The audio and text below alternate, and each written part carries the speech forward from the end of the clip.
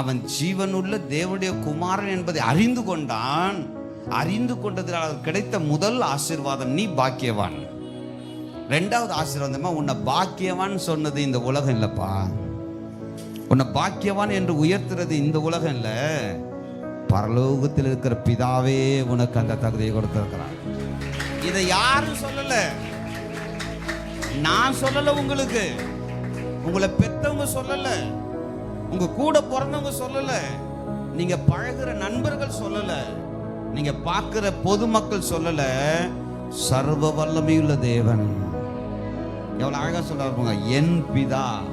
அவர் எங்க இருக்கிறார்? பரலோகத்திலே ராஜ சிம்மாசனத்தில் வீற்றிருக்கிறவர்.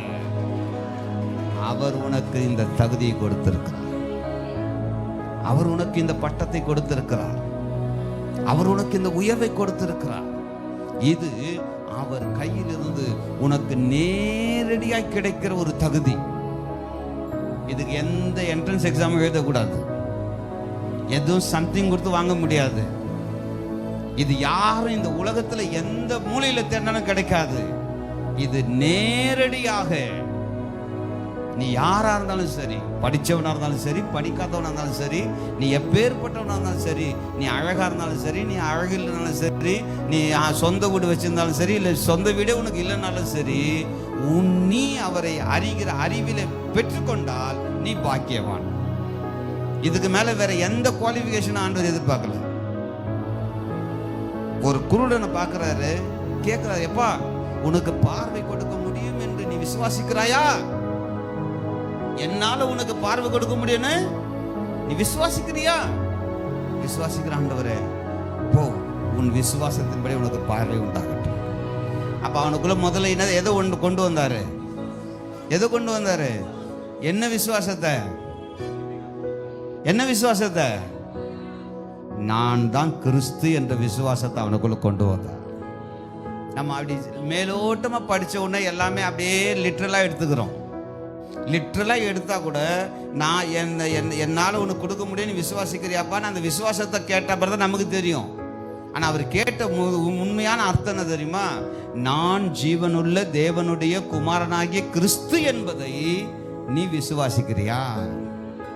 அப்ப அவங்கிட்ட போய், எப்பா என்ன நம்புறியாப்பா, என்ன விசுவாசிக்கிறாப்பான்னு கேட்கல.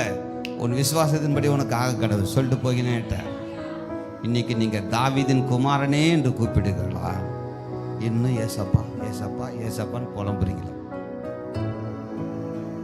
எப்படி செய்றீங்க? எப்படி கூப்பிடுறீங்க? ஏசப்பான்னு கூப்பிடுறதுல தப்பு இல்லை.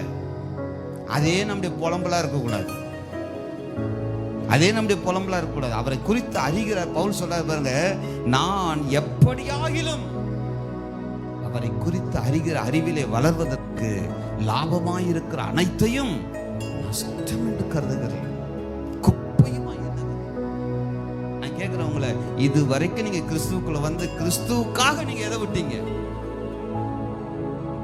சுகர் இருக்குன்னு திதிப்பு சாப்பிடாம இருப்பீங்க, பிபி இருக்குதுன்னு ரொம்ப பேசாம இருப்பீங்க.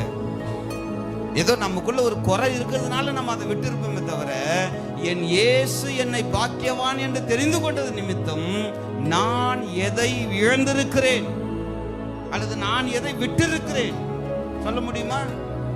இன்னும் நாளை கூட ஒண்ணா சேர்த்துன்னு இருக்கிறோம், எதுவுமே விடல அவருக்காக. ஆனால் தான் நம்ம வாழ்க்கையில இன்னும் அவர் அறியாம ஒரு லிமிட்டோட நிக்கிறோம். நான் போன வாட்டி சொன்ன பாருங்க, மனுஷிக விசுவாசத்தில் தான் நம்ம நிக்கிறோமே தவிர இன்னும் தெய்வீக விசுவாசத்துக்கு போல.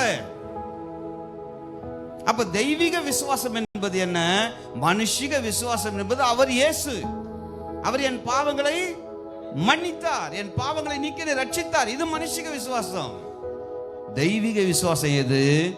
அவரே ஜீவனுள்ள தேவனுடைய குமாரன். அதான் தெய்வீக விசுவாசம். அப்ப அந்த 12 பேர்ல ஒருத்தனுக்கு மட்டும்தான் அந்த தெய்வீக விசுவாசம் வெளிப்பட்டது. அவனை பார்த்து சொன்னார், சீமோனே நீ பாக்கியவான். இதை நான் சொல்லலப்பா, யார் சொல்றது? பரலோகத்தில் இருக்கிற என் பிதா உனக்கு சொல்லி இருக்கிறார். சரி, நீ பாக்கியவன் ஆயிட்ட, அதோட எல்லாம் முடிஞ்சிச்சா? அடுத்து என்ன சொல்றாரு பாருங்க, அடுத்த வசனம் வாசிப்போம். மேலும், அந்த வார்த்தை நல்லா கவனிக்கணும். பாக்கியவான்லயே பாதி பேர் என்ன பண்ணிடுறோம்? பூரிப்பாயிரும். ஆஹா, எவ்வளோ பெரிய ஸ்லாக்கியம்பா, இதை விட ஒரு பெரிய ஆசீர்வாதம் என்ன பிறகு? பரலோகத்தில் இருக்கிற கடவுளே என்ன பாக்கியவன் சொல்லிட்டார், அதுல நின்னுறோம். ஆனா கடவுள் என்ன சொல்ற, மேலும் இது மட்டும் இல்லப்பா, இதோட ஒண்ணு விட்டு இல்ல அவரு, அடுத்து ஒண்ணு சொல்றாரு. என்ன வாசிங்க அத? நான் உனக்கு சொல்லுகிறேன், நீ பேதுருவாய் இருக்கிறாய், இந்த கல்லின் மேல் என் சபையை கட்டுவேன், பாதாளத்தின் வாசல் அதை மேற்கொள்வதில்லை. கைகளை தட்டி அவரை மகிமைப்படுத்துங்க பாப்போம். நல்ல ஜோரா தட்டுங்க பாப்போம். இப்போ உங்களுக்கு ஒரு வெளிப்பாடு நான் சொல்றேன், கேட்டுங்க நல்லா. ஜீவனுள்ள தேவனுடைய குமாரன் என்று சொன்னது யாரு? யார் சொன்னது? இப்ப பேதுருக்கு கடவுள் கொடுத்த முதல் ஆசீர்வாதம். ரெண்டாவது என்ன சொல்றாரு? பரலோகத்தின் பிதா உனக்கு கொடுத்துட்டாரு. ரெண்டாவது மேலும் என்ன சொல்றாருன்னா, நீ பேதுருவாய் இருக்கிறாய், உன்மேல் நான் என்ன பண்ணுவேன், சபையை கட்டுவேன்றார். இப்போ இந்த உன்மேல சபையை கட்டுவேன் என்று பேதுருவை பார்த்து சொல்வதற்கு என்ன காரணம்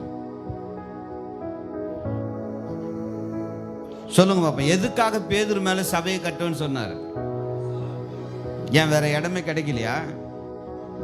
வாங்கிறதுக்கு வழி இல்லையா அவருக்கு?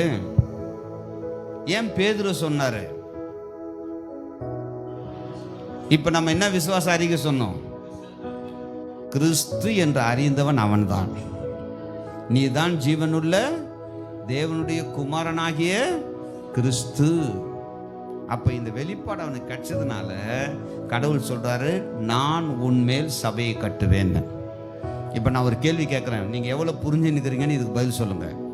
இப்போ இந்த அறிவு, கிறிஸ்து தேவனுடைய குமாரன் என்கின்ற அறிவு இங்க இருக்கிற எத்தனை பேருக்கு இருக்கு? இருக்குன்றவங்க மட்டும் கையை உயர்த்தி ஒரு இல்லை சொல்லுங்க பாப்பா.